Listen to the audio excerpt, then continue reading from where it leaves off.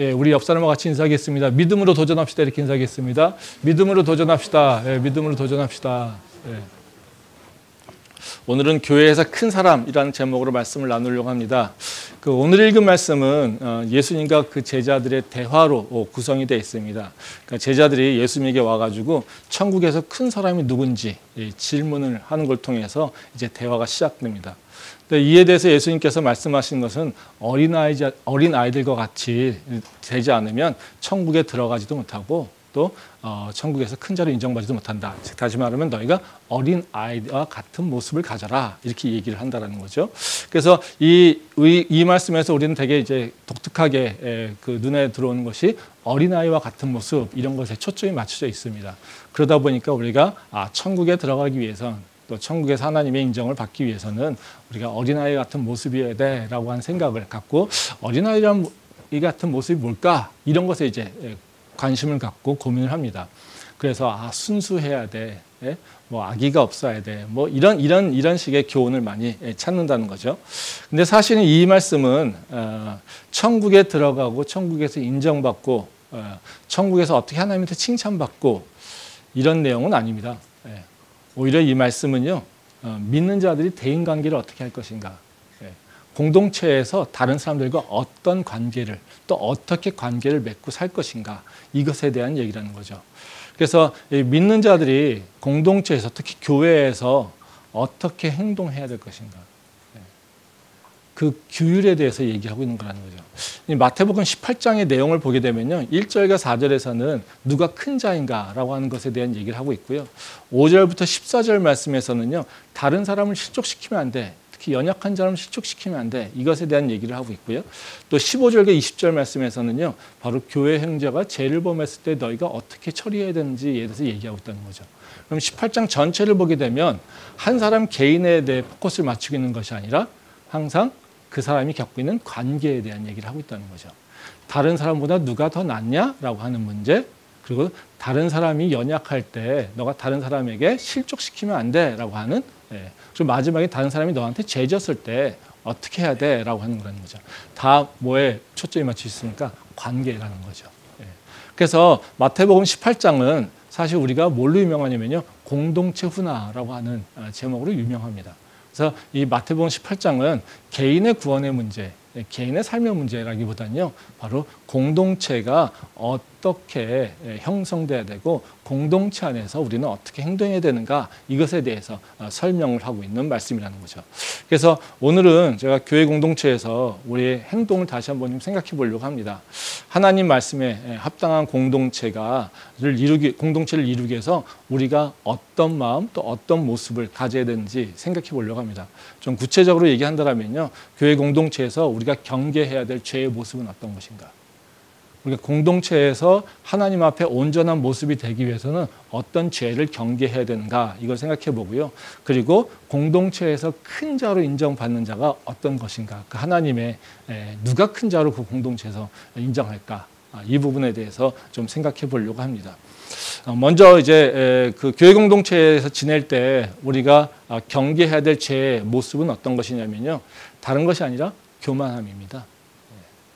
그러니까 내가 다른 사람보다 뛰어나다, 이것을 다른 사람에게 인정받고 싶어하는 마음, 또는 그것을 드러내려고 하는 마음, 이것이 우리가 공동체에서 지낼 때 경계해야 될 죄의 모습이라는 거죠.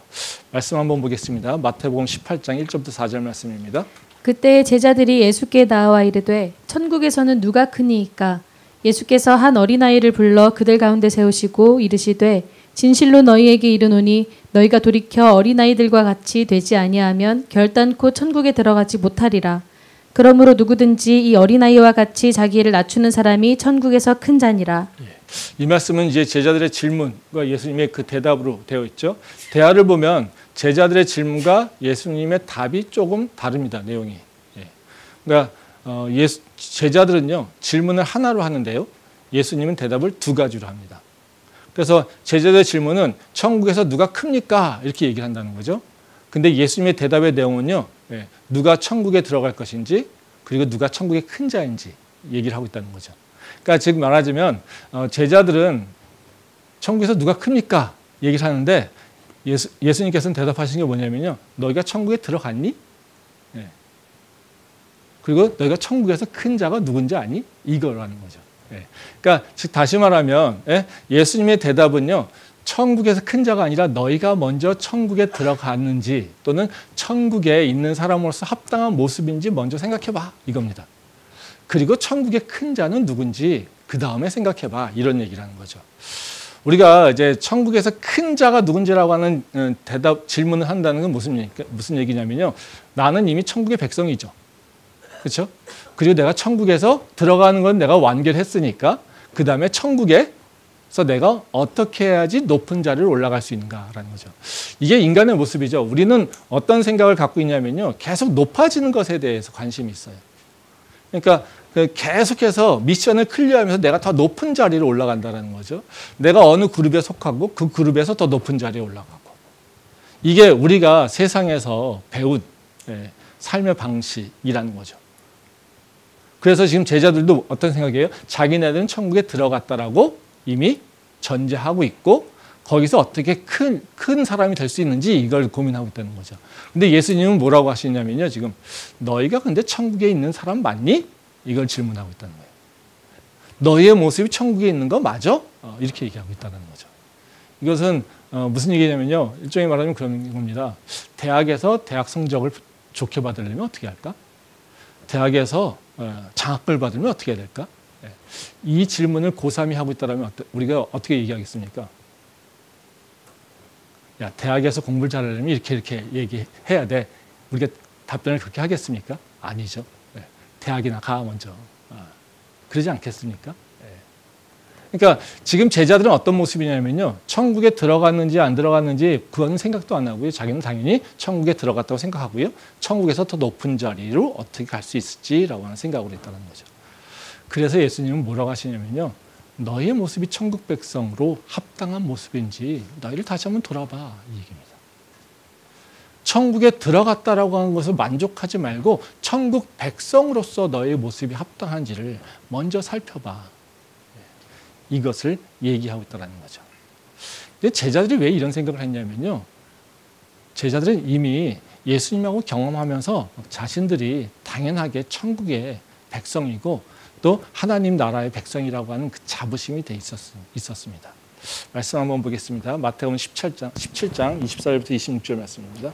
가버나움에 이르니 반세계를 받는 자들이 베드로에게 나아와 이르되 너희 선생은 반세계를 내지 아니하느냐 이르되 내신다 하고 집에 들어가니 예수께서 먼저 이르시되 시몬아 네 생각은 어떠하냐 세상 임금들이 누구에게 관세와 국세를 받느냐 자기 아들에게냐 타인에게냐 베드로가 이르되 타인에게니이다. 예수께서 이르시되 그렇다면 아들들은 세를 면하리라. 예, 이 말씀은 이제 성전세에 관련된 내용입니다. 예수님이 가버나움 성전 회당에 가셨는데 이제 성전세를 내라고 하는 겁니다. 뭐 이거는 다 내는 것이 이제 율법적인 거라서 얘기합니다. 그랬더니 성전세 내라고 하니까 예수님이 뭐라고 하셨냐면요. 누가 성전세 내야 되지?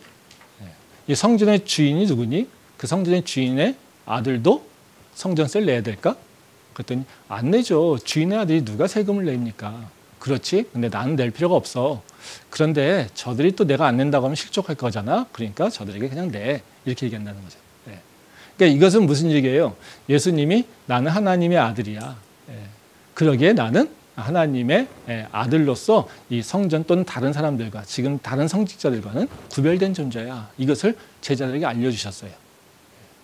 그러니까 이 예수님과 같이 있는 자는 어떻게 되겠습니까? 어떤 생각을 하겠습니까? 우리는 저 성전세를 걷는 자들과 또는 저 회당에서 말씀 듣는 자들과는 다른 존재야. 이렇게 생각하고 있다는 거죠. 그러니까 어때요? 나는 천국 백성이라고 하는 당연히 생각하고 있다는 거죠. 이제 우리 18장 말씀은요. 16장부터 좀 그 흐름을 좀 볼 필요가 있습니다. 16장에 여러분들이 가장 잘 알고 있는 말씀이 있잖아요. 예수님이 제자들에게 물어보십니다. 너희는 나를 누구로 하느냐? 그렇죠? 그랬더니 베드로가 뭐라고 합니까? 주는 그리스도시요 살아계신 하나님의 아들입니다. 야, 너 잘했다. 그렇죠? 내가 너의 이름에 너 위에다가 교회를 세우겠다. 이렇게 얘기하신다는 거죠. 그래서 교회 형성에 대한 얘기를 하고 있습니다. 그 이후에 바로 그 17장에는 어떤 얘기가 나오냐면요. 변화산에 대한 얘기가 나옵니다. 그래서 예수님께서 제자들을 데리고 변화산에 올라가십니다. 그랬더니 모세와 엘리야가 있어요. 그래서 모세와 엘리야와 함께 얘기하시고 있는 예수님의 모습을 보게 됩니다. 천국을 봤다는 거죠. 예, 천국을 봤다는 겁니다. 천국을 보니까 이 제자들이 뭐라고 합니까? 여기가 좋습니다. 우리 여기 있을 수 없을까요? 뭐 이러고 있는 모습이 나온다는 겁니다. 지금 16장부터 17장, 18장까지 흘러가는 흐름을 보면 뭐냐면요. 제자들이 예수님이 누군지에 대해서 알고 있고요. 그 예수님의 그 권능을 경험하고 있어요. 그리고 천국에 존재하고 있는 자신의 모습들을 보게 됩니다. 그러니까 지금 자기가 갖고 있는 모습은 뭐예요? 예, 나는 당연히 천국에 들어가 있지. 예, 그러니까 우리의 고민은, 이들의 고민은요, 천국에서 더 높은 자가 되기 위해서는 어떻게 해야 될까? 이것에 대해서 질문을 하고 있다는 거죠. 근데 예수님은요, 너희가 천국 백성이면 천국 백성다워야 돼. 예.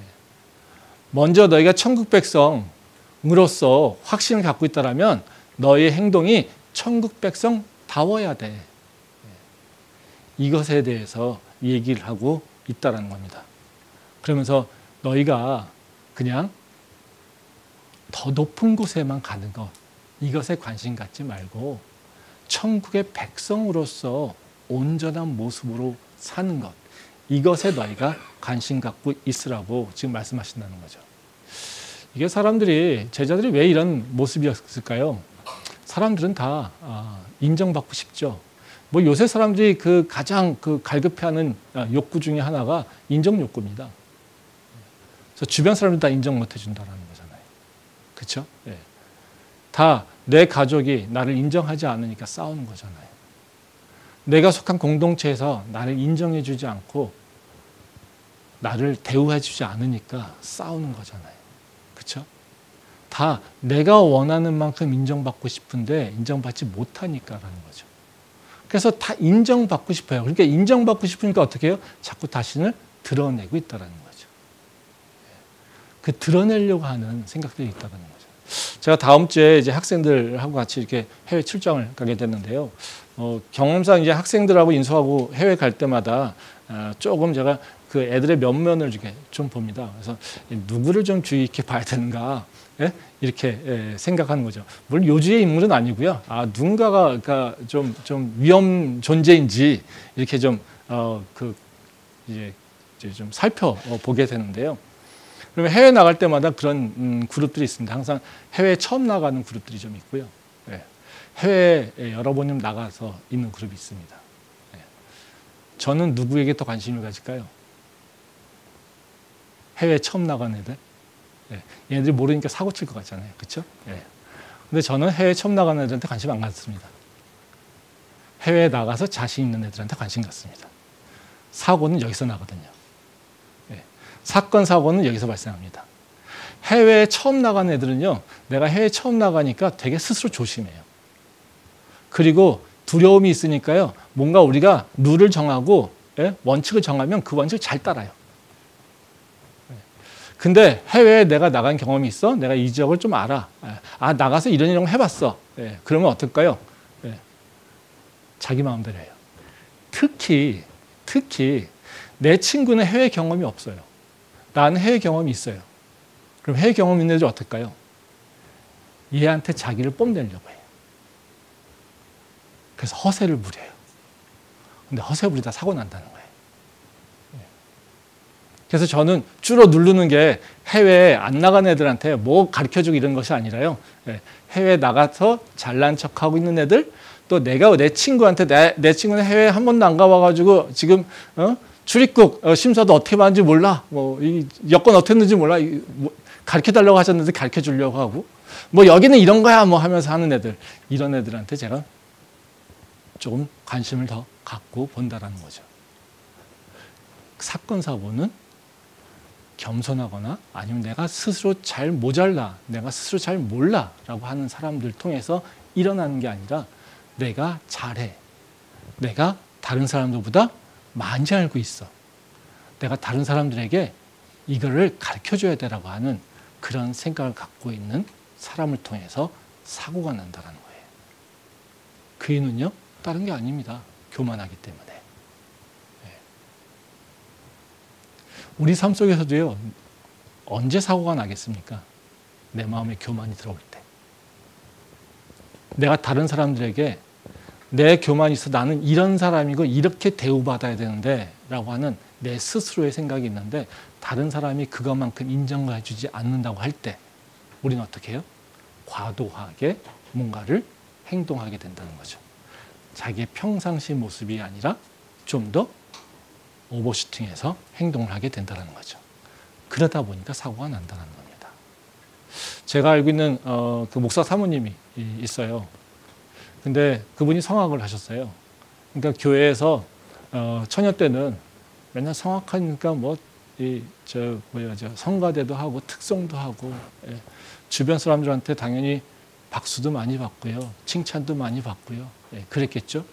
근데 목사 사모가 돼가지고요. 부목사 사모로 딱 갔더니 첫 주에 그 담임 목사님 사모님이 일로 와 하고 손 붙잡고 당신은 나하고 옆에서 꼭 앉아 있어서 이 예배만 드려. 그랬답니다. 자기는 지금 달란트가 있잖아요. 노래도 할 줄 알고요. 재주도 많아요.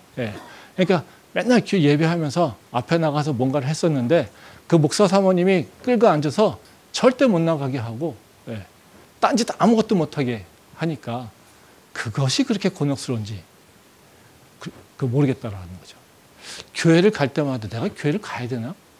내가 할 일도 없는데 내가 왜 교회를 가야 되지? 목사 사모니까 이게 무슨 더 교회를 더 열심히 하고 있는 게 아니라 이거 완전히 그냥 갇혀가지고 틀어박혀 앉아가지고 예배만 드려야 돼. 그 예배 한 시간이 너무 힘들다라는 거예요. 근데 그거를 좀 견뎌내니까 어느 순간부터 자기가 예배에 집중하게 된다는 거죠. 그전에는 뭐에 집중했을까요? 내 특성의 순서에. 내가 어떻게 성도들에게 뭔가를 보여줘야 돼. 어떤 일을 해야 돼. 이것에 관심 갖고 있으니까 예배를 드리고 있지만 어떨까요? 하나님에게 집중하지 못했던 거죠. 뭐예요? 자기 일에 집중했던 거예요. 근데 아무것도 하지 말고 넌 여기 앉아있어. 목사 사모로서 딴짓 하지 마. 넌 예배만 드려. 억지로 그렇게 앉아있다 보니까 어느 순간 자기가 하나님에게 집중하게 된다는 거죠. 우리가 교회에 오는 이유는 뭡니까? 내 만족을 위해서요? 내 목적을 이루려고요? 내 욕구를 충족하려고요? 아니에요. 그렇지 않습니다. 내 욕구를 위해서, 내 만족을 위해서, 내 목적을 이루기 위해서 교회에 오는 것이 아니라요. 우리는요, 하나님 때문에 오는 거예요. 하나님이 계시니까, 하나님이 오라 했으니까, 하나님을 더 만나고 싶으니까 이런 얘기예요. 제가 금요일 기도회는 설교를 안 하잖아요, 잘. 그래서 제가 어떤 아는 분들하고 이번 주에는 내가 설교 없어요. 그래요. 금요일 기도회는 제가 설교 잘 안 해요, 요새는요. 그럼 여유 있네, 그래요. 저한테. 금요일날 그리고 모임을 하재요, 자꾸. 아니, 설교도 안 하는데 못하러 가. 저한테. 그런 얘기 합니다. 왜냐면, 너 할 일 없잖아, 가서. 근데 제가 설교하러 오는 사람은 아니잖아요. 예배 드리러 오는 사람이지. 그쵸? 제가 설교에서 가르치러 오는 사람은 아니잖아요. 예배하러 오는 사람이지. 우리가 왜 내가 이 자리에 앉아 있는가를 잘 생각해 봐야 된다는 거죠. 무엇 때문에 이 자리에 앉아 있는지 생각해 봐야 된다는 거죠. 제가 우리 앙상블들한테 이제 제 집사님도 항상 저랑 똑같은 마음으로 얘기하는데 앙상블들한테 제가 오면 연주하게 오지 말고 예배 드리러 와. 그렇게 합니다. 그래서 가능하면 앙상블 불편하겠지만 제가 그런 얘기해요. 교회 구성원으로서 행동하면 좋겠어. 셀 모임도 참여하고 공동체 활동도 참여하고. 왜? 너는 연주자로 온 것이 아니라 성도로 왔으니까. 저는 음악하는 친구들 많이 알아서요. 오브리가 뭔지 알아요. 요새 음악하는 친구들 교회 몇 탕 떼요. 주일에. 많이 뛰면 3탕, 4탕 떼요. 유일하게 알바니까요. 아침 새벽부터 오후까지 가요. 그러면 예배 3번, 4번 드립니다. 그들 삶에 은혜가 충만할까요? 일주일에 주일날 3번, 4번 예배 드리니까 그게 믿음이 성장할까요? 그들이 예배 가운데 성령님과 더 깊이 교제할까요? 아니요. 그런 친구들 되게 믿음 없어요. 교회를 하나님이 아니라 자기 목적을 위해서 오니까요. 그래서 저는 성가대 오브리 솔리스트 하시는 분들 저도 많이 아는데요. 예, 믿음 믿지 않습니다. 경배와 찬양 앞에 서는 분들 저도 믿음 있다고 생각하지 않아요. 앞에서 은혜 있게 멋진 표정으로 눈 감고 손 올리고 기도한다, 찬양한다고요? 저는 그런 사람들 믿음 있다고 생각하지 않아요. 내가 진짜 믿음이 있니? 내가 진짜 믿음을 예배 드리고 있는지는요, 예배 드리는 모습 속에서, 다른 사람 앞에 있는 모습 속에서 드러나는 모습으로 판단할 수 없어요. 언제 나오냐면요, 나 혼자 있을 때. 아무도 관심 갖고 있지 않을 때. 이때 진짜 크리스찬인지 아닌지 그게 드러나요. 우리는요, 교회에 오면 여러 사람들 앞에 있다는 거죠. 그러니까 하나님이 아니라 사람을 먼저 생각하게 돼요. 왜? 사람이 먼저 보이니까. 그렇죠?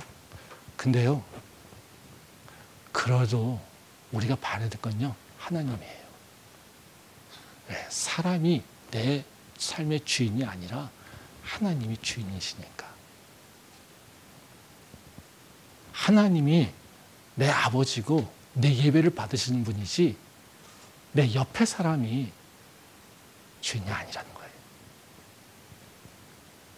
그거를 기억하는 게 중요해요. 지금 예수님께서도 제자들에게 하시는 말씀이 그거예요. 너 천국 백성이라는데 너 하나님 기억하고 있니? 너 하나님 너한테 하신 일 기억하고 있니?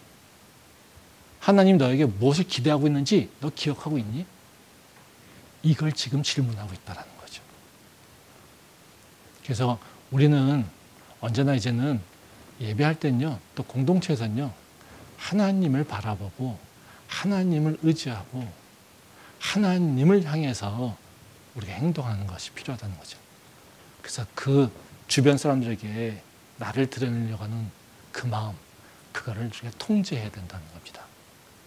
그런 능력이 우리 안에 있기를 소망합니다.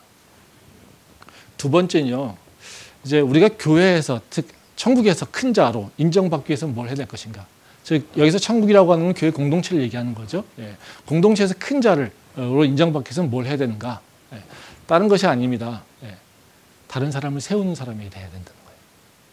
즉 약한 사람을요, 받아주고요, 그 약한 사람이 성장할 수 있도록 내가 그의 밑받침 돼주는 거예요. 그게 큰 자라고 예수님께서는 말씀해 주신다는 거죠. 말씀 보겠습니다. 마태복음 18장 5절에서 7절 말씀입니다. 또 누구든지 내 이름으로 이런 어린아이 하나를 영접하면 곧 나를 영접함이니 누구든지 나를 믿는 이 작은 자 중 하나를 실족하게 하면 차라리 연자 맷돌이 그 목에 달려서 깊은 바다에 빠뜨려지는 것이 나으니라. 실족하게 하는 일들이 있음으로 말미암아 세상에 화가 있도다. 실족하게 하는 일이 없을 수는 없으나 실족하게 하는 그 사람에게는 화가 있도다. 이 말씀은 이제 예수님께서 제자들에게 겸손하라고 가르치고 난 다음에요, 제자들이 이 어린아이를 영접하라고 합니다. 여기서 어린아이를 영접하라고 하는 말씀은요, 다른 것이 아니라요, 바로 연약한 사람, 즉 세상에서 인정받지 못하는 사람, 세상에서 사람 취급 못 받는 사람, 힘이 없는 사람, 이런 사람을 대우하라는 거예요. 그러면서 그 다음 연결하는 게 뭐예요? 마지막 가르침이 사람이 실족하지 않도록 해. 너희가 어쩔 수 없이 살다 보면 다른 사람에게 상처를 주거나 다른 사람을 실족하게 할 수도 있을 거야. 근데 그거 안 하는 게 좋지 않겠니? 그러니까 그거 안 하도록 너희를 통해서 실족될 수 있는 사람은 너보다 강한 사람이 아니라 너보다 약한 사람이겠지. 그러니까 너가 약한 사람을 더 많이 돌봐야 돼. 이런 얘기하는 거죠. 그래서 여기서 우리가 어린아이라고 얘기하면 무조건 순수한 아이라고 얘기하는데요. 그 순수성을 얘기하는 것이 아니라 여기서는 연약한 사람을 얘기하고 있는 거죠. 교회에서 그럼 연약한 사람은 누구냐는 거죠. 세상에서 지위가 없는 사람? 이런 사람이 아니라 믿음이 연약한 사람이에요. 말씀이 연약한 사람? 그리고 교회에서 영향력이 없는 사람들. 이런 사람들이 바로 연약한 사람이라는 거죠. 그래서 그런 사람들을 너희가 세우고 키워야 돼라는 것이죠. 교회가 해야 될 일은 다른 것이 아닙니다. 생명을 구하고요, 사람을 세우는 거예요. 사람에게 초점이 맞춰져 있어요. 교회가 돈을 많이 버는 게 목적이 있는 게 아니잖아요. 교회가 좋은 건물을 짓는 게 목적이 아니잖아요. 한 사람 한 사람이 세워지면 되는 거잖아요. 예수님께서 우리에게 오셔서 큰 건물 짓기 위해서 오신 거 아니잖아요. 우리에게 오셔서 대단한 사업을 하기 위해서 오신 거 아니잖아요. 대단한 브랜드를 만들기 위해서 오신 거 아니잖아요. 예수님께서 오신 건 누굽니까? 한 사람 한 사람을 세우기 위해서 오신 거라는 거죠. 그래서 교회가 건강한 교회는 어떤 교회냐면요, 연약한 사람이 세워지는 거예요. 믿음이 없던 사람이 믿음이 있는 거예요. 십자가를 질 수 없던 사람이 십자가를 바라보고 십자가를 향해서 한 걸음을 뛰게 하는 거예요. 예수님의 사역에 관심이 없던 사람이 예수님의 사역에 관심을 갖고 그것에 내가 동참하려고 하는 마음이 있는 거예요. 죄에 대해서 완전하게 무지해서 그냥 노출돼서 맨날 죄에 빠져 살던 자들이 이제 죄가 뭔지를 분별할 수 있고 그 죄에 대해서 이기려고 싸우는 거, 싸울 수 있도록 새롭게 힘을 주고 지식을 주는 거예요. 옛날에는 세상 사람들 앞에서 자신이 없어가지고 나서지 못했던 사람들이 이제는 담대하게 세상 앞에서 자기의 생각을, 자기의 의지를 표명할 수 있는 사람이에요. 세상에서 하나님께서 주신 사명을 감당하기에 힘이 없어서 맨날 도망다니던 사람들이 이제는 하나님께서 주신 사명이 뭐라고 하는 것을 알고 세상에서도 도전하고 입을 벌리고 실천할 수 있는 그런 사람이에요. 그런 사람을 세우는 거예요. 그게 교회예요. 성령께서 함께 하시는 교회는 바로 그런 일이 일어나요. 예수님께서 머리된 교회라고 고백하고 있는 성도들은 바로 그런 일을 감당해요. 이게 좋은 교회라는 거죠. 우리가 생각하는 좋은 교회라고 생각하면 많은 경우에 기쁨이 넘치고, 물론 틀린 건 아닙니다. 서로 막 즐거워하고 기뻐하고 좋아하는 일을 하고 하면 좋은 교회라고 생각하죠? 그렇지 않습니다. 서로 좋아하고 기뻐해서 맨날 즐거워요. 그래서 더 그룹이 졌어요. 그런 교회 건강한 교회일까요? 겉으로는 건강해 보이죠. 자기네들끼리 잘 노니까. 근데 밖에 사람이 들어와가지고 그 무릎에 끼지 못하고 빙빙 돌다가 나가버려요. 그런 교회는 하나님께서 기뻐하시는 교회 아니에요. 새로운 사람이 들어와서 그 사람이 이 교회에서 성장할 수 있도록 이 교회에 있던 사람들이 밑받침이 돼주는 게 좋은 교회예요. 자기의 즐거움이 있는 교회가 아니라는 거죠. 와가지고 은혜 받았다고 열심히 손들고 찬양하면서 눈물을 흘리면서 찬양했어요. 근데 예배 끝나고 쌩하니 없어져요. 내가 언제 그랬냐는 듯. 내 마음엔 카타르시스가 일어났으니까 내 마음엔 소화가 됐어. 해소가 됐어. 싹 없어져요. 거기에 사랑이란 마음이 있을까요? 예수 그리스도의 사랑을 경험할까요? 아니죠. 그런 교회가 좋은 교회가 아니라는 거죠. 좋은 교회, 하나님께서 기뻐하시는 교회는요, 연약한 사람이 세워지는 교회예요. 잃어버린 생명들이요, 다시 구원받는 그런 교회예요. 세상에서 아무것도 할 수 없었던 존재들이요, 하나님 만나고요, 새로워지는 거예요. 그게 건강한 교회라는 거죠. 저는 요즘에 관심 있는 거는 청년 일부예요. 다 아시다시피 그래서 제가 요새 청년 일부 하고 같이 셀을 같이 하고 청년 일부한테 일을 많이 맡기기도 하고 합니다. 이것은 청년 일부를 세우는 것, 청년들을 세우는 것이 우리 교회 사명이기도 하고요. 우리가 맺어야 될 열매예요. 그러니까 청년들이 없이는 우리 교회가 존재해야 될 이유가 없어요. 캠퍼스에 새 생명을 낳지 않으면서 우리 교회가 존재해야 될 이유가 하나도 없다라는 거죠. 청년들이 젊었을 때 하나님을 만나고 그 하나님을 만난 그 기억으로 그리고 그 믿음으로 세상에 나가서 빛과 소금 된 자로 사는 것, 이것이 우리가 해야 될 일이에요. 그래서 어둠 속에 있던 자들을 예수 그리스도의 빛된 자, 예수 그리스도의 말씀에 그 소금된 자, 그런 자들로 변화시키는 것이 바로 우리가 여기 있어야 되는 이유입니다. 근데 요새 청년 사역이 어렵잖아요. 뭐 저희 교회도 마찬가지잖아요. 그래서 저도 이제 다시 청년에 더 초점을 맞추기 위해서 제가 청년부로 내려가서 청년들하고 같이 셀 모임도 합니다. 그리고 여러 가지 일도 시킵니다. 뭐 일 시키는 건요, 청년들한테 일을 할 사람이 없으니까 시키는 게 아니라요. 일하면서 가까워지고요. 일하면서 서로 배우고요. 일하면서 서로 결속력이 생겨요.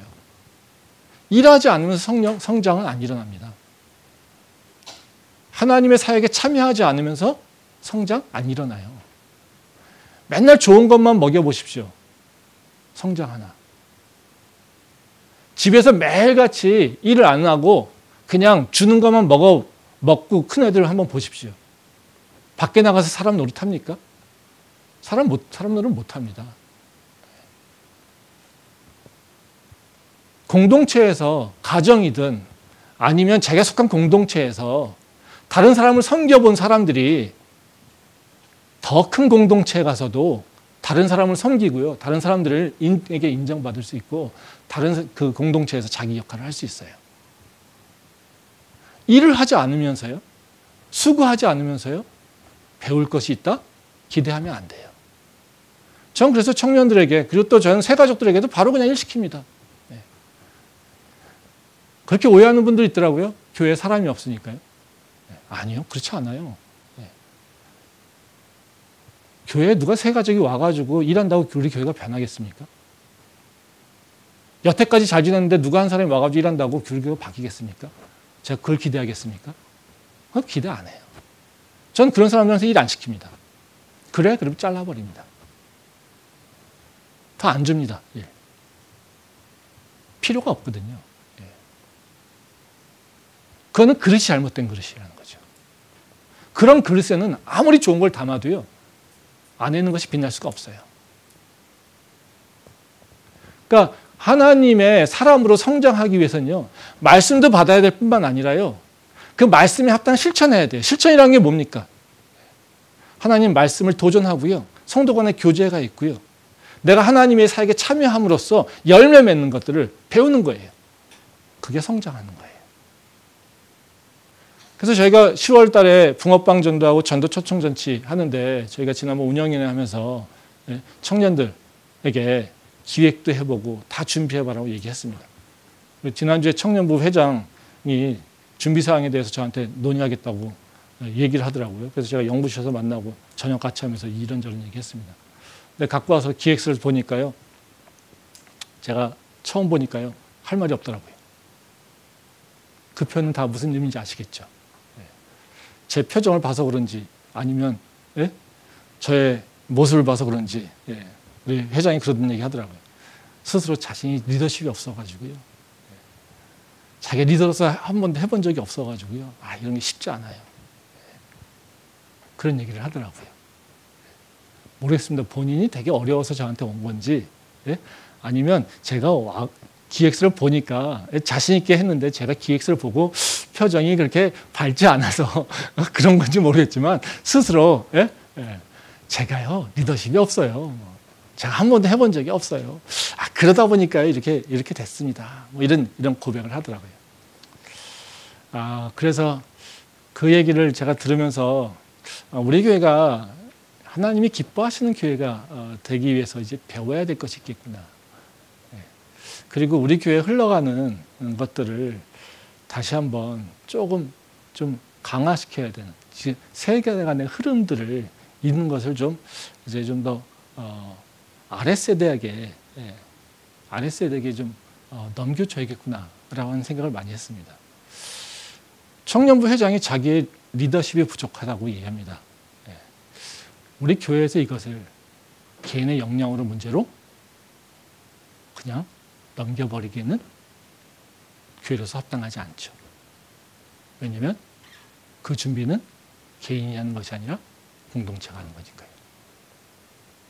청년부 회장이 능력이 없다라고 해서 그가 해야 될 일들을 그 청년부에서 해야 될 일을 못하면요. 누가 책임집니까? 회장이 다 책임집니까?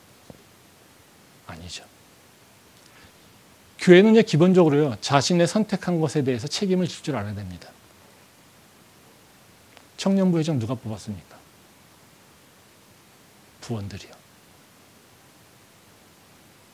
아무런 경험이 없는 사람 뽑아놓은 이유는 뭡니까? 모든 죄를 다 그한테 뒤집어 씌우려고요? 못한다고 약 올리려고요? 아니죠. 본인들이 청년부 회장을 뽑아놨으면요, 본인들이 그 회장이 회장답게 행동하도록, 회장으로서 열매를 맺도록 도와야죠. 그게 본인들 선택에 대해서 책임지는 거예요. 나는 회장이 아니니까 저 일은 내 일 아니야. 너가 뽑혔으니까 네가 해. 이거는요, 하나님의 말씀에 맞지 않아요. 믿는 자로서 합당한 생각이 아니에요. 우리가요, 선택했으면요, 그 선택에 대해서 책임하는 것이 하나님께서 우리에게 원하시는 일이에요.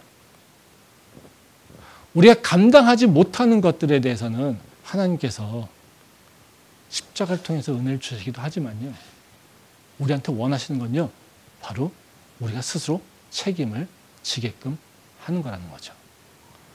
하나님 우리 죄를 용서하시지만요, 그 죄의 대가는요, 우리가 경험하게 하십니다. 그건 용서를 안 하신 것이 아니라요, 우리를 가르치시려고 그 죄의 대가가 뭔지를 경험케 하신다는 거예요. 그걸 통해서 죄를 깨닫게 하신다는 거죠. 여러분도 잘 알다시피 가늠하다 잡힌 여자가 와가지고요, 돌팔매 맞으려고 하니까 그를 구원합니다. 예수님께서 마지막에 뭐라고 하십니까? 다시는 죄 짓지 마, 이겁니다. 그 여인은 그 상황을 통해서 어찌 보면 자신이 하고 있는 그 죄의 대가를 이미 받은 거죠. 근데 예수님은 그에게 그가 피할 수 없는 것들은, 즉 생명을 놓치게 하는 것들은 허락하지 않으시고 새 생명을 주신 거예요. 내 선택은 항상 해야지 된, 내 선택에 대해서 결과는 내가 책임져야 된다는 겁니다. 교회도 마찬가지예요. 공동체가 선택했어요? 공동체가 책임져야 됩니다. 그것이 우리가 해야 될 일이에요. 또 우리는요, 공동체라고 하는 건요, 특히 하나님의 공동체라고 하는 건요, 사람의 능력으로 하지 않아요. 회장의 능력이 없다고 해서 그 공동체가 올바르면 그 회장의 문감이 문제가 되지 않아요. 왜요? 우리의 능력은요, 회장의 능력에서 나오는 게 아니거든요. 하나님에게서 나오죠. 회장이 무능해요? 임원진이 무능해요? 기도해야죠. 어려움이 있어요, 공동체 안에? 기도해야죠. 그게 우리가 해야 될 일인 거예요. 우리가 분명히 해야 될 태스크가 있고요. 그걸 감당하지 못해요. 우리 공동체가 감당하지 못해요. 그럼 어떻게 해야 됩니까? 우리 보니까 우리가 감당할 수 있는 공동체의 능력도 없어요. 그럼 어떻게 해야 됩니까? 할 거 하나밖에 없잖아요. 기도해야 되는 거죠. 우리 다 같이 능력이 없으니까 우리가 힘든 자에게 너가 더 힘들게 그 책임을 맡겨놨으니까 그래 어떻게 하겠니? 우리가 함께 기도하자. 그럼 하나님께서 새 일을 하시겠지. 이거예요. 부족하다고 하면요, 공동체에 대한 애정이 있다면요, 그걸 내버리진 않는다라는 거죠. 그거를 어떻게든 끌고 가려고 하나님을 붙잡고 더 의지하게 된다는 거죠. 그게 믿는 자의 모습이죠. 그게 예수 그리스도를 구주라고 고백하는 공동체가 해야 될 일이라는 겁니다. 우리 교회 안에는요, 되게 좋은 영적 흐름이 있습니다. 그리고 영적 그 DNA가 있어요. 사람을 세우는 것에 대한 사명을 우리 교회가 가지고 있는 것뿐만 아니라요, 그걸 잘 해낼 수 있는 DNA가 있어요. 이것은 이런 그 사람을 세우고 그 사람을 계속해서 세워나가는 그 DNA가 있었기 때문에 우리 교회가 17년, 18년 동안에 이 캠퍼스에서 존재할 수 있었어요. 이게 없었더라면요, 이 험악한 곳에서요, 일어나지 않아요. 지금 저희 교회 보고서 세워진 다른 대학교들 많이 있었어요. 다른 대학교들이 지금 우리 모습이었을까요? 아닙니다. 고대는 이단 때문에 되게 힘들어하고요. 다른 교회 세워졌던 건요, 다 없어지고요. 캠퍼스 선교 얘기하다가요, 세웠던 교회들요, 지금요, 다 이름 없어졌습니다.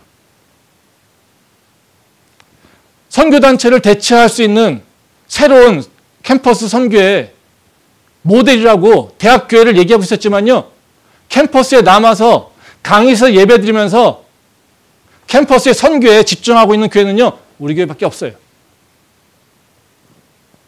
우리 교회가 잘나서요?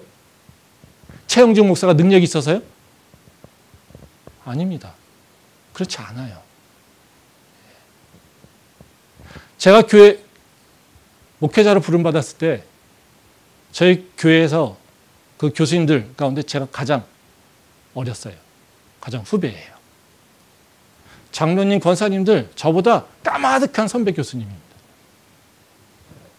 학과에서는 제가 이러쿵저러쿵 의견을 낼 수도 없는 그런 존재예요. 그런 자가 제가 목회자라고 교회 리더라고 뽑혔어요. 설교 잘했을까요? 아니요. 설교가 뭔지도 모르고 설교했습니다. 근데도요, 은혜 받았다고 저한테 인커리지 해주셨어요. 목양 잘했겠습니까? 아니요. 제 삶도 바쁘고요, 제 혼자 살아가기도 힘들어요.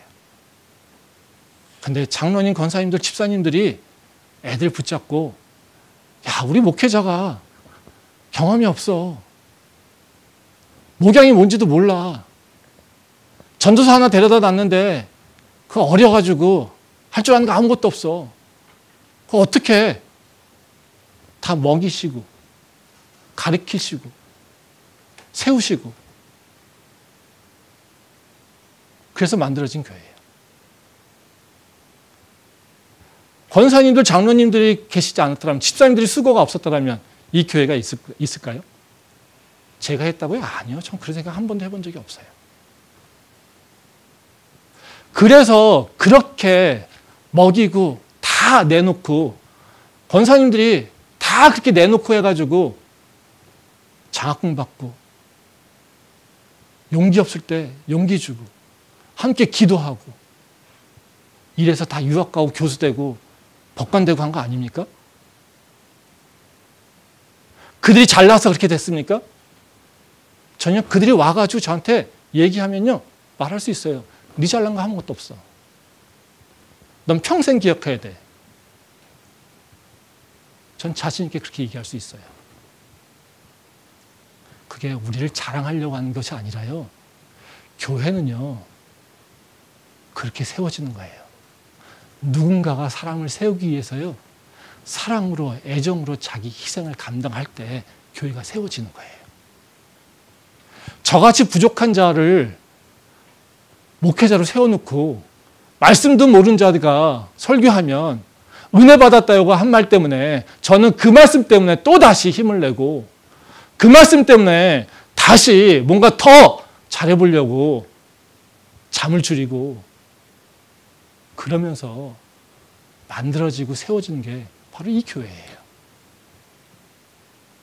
그게 우리 교회 안에 흘러가는 DNA라는 거예요. 그게 우리 교회를 만들어가고 있는 성령의 바로 그 영성의 색깔이라는 거예요. 그 영성의 색깔이 어디 갔습니까? 그 영성의 색깔이 우리 안에 있습니까? 그 영성의 색깔이, 그 성령의 DNA가 우리 안에 지금도 계속해서 타고 있다라면 청년 일부 회장이 와서 내가 리더십이 부족해서요, 내가 아는 게 없어서요, 내가 경험이 없어서요, 이런 얘기 할까요? 그런 얘기 안 하죠. 그런 얘기 하기 전에 중보기도 올라오겠죠. 우리가 하나님께서 주신 좋은 기적이 있지 않습니까? 야, 아무것도 없었던 이 캠퍼스에 교회를 세우셨어. 사막에 길이 없는데 그 길을 내시고, 이 캠퍼스에 길이 없는데 이 캠퍼스에 길을 내시고 교회를 세우셨어. 어디서 예배 드려야 할지 맨날 고민하던 자들에게 거처를 마련해 주시고 안정적으로 예배할 수 있게 했어. 매주 온갖 장비를 다 이리저리 옮겨다야 되는데 스토리지가 있는 공간을 주셔서 그래도 편안하게 예배할 수 있게 됐어. 이게 누구 때문에 가능합니까? 그 기적, 그 경험을 우리가 어떻게 잊을 수 있습니까? 그걸 잊는다라면 홍해 바다가 갈라진 것을 부인하는 것과 동일한 거죠. 전 우리 교회가요, 우리에게 주신 성령의 능력이 무엇인지 다시 한번 생각해 보면 좋겠어요. 하나님이 우리한테 뭘 기대하고 있는지 한번 생각해 봤으면 좋겠어요. 우리 교회가 무엇을 외치고 있어야 되는지 다시 한번 기억해 봤으면 좋겠어요. 우리는 철저하게요, 사람을 세우기 위해 존재합니다. 하나님의 영광을 드릴 하나님의 일꾼을 세우는 것이 우리가 존재하는 이유입니다. 세상에서 아무것도 할 수 없는 존재가 우리 교회를 통해서 할 수 있다라고 고백하며 도전할 수 있는 사랑으로 바꾸게 하는 것이 우리 교회가 해야 될 일입니다. 저희가 받은 그 사명을 다시 한번 기억했으면 좋겠습니다. 우리가 부족해요? 기도하면 됩니다. 할 수 없어요? 기도하면 됩니다. 그게 우리에게 주신 하나님의 바로 그 은혜이고요, 그 기적이라고 하는 것을 기억했으면 좋겠습니다. 새로워질 수 있는 우리 캠퍼스 열매 되기를 소망합니다. 기도하겠습니다.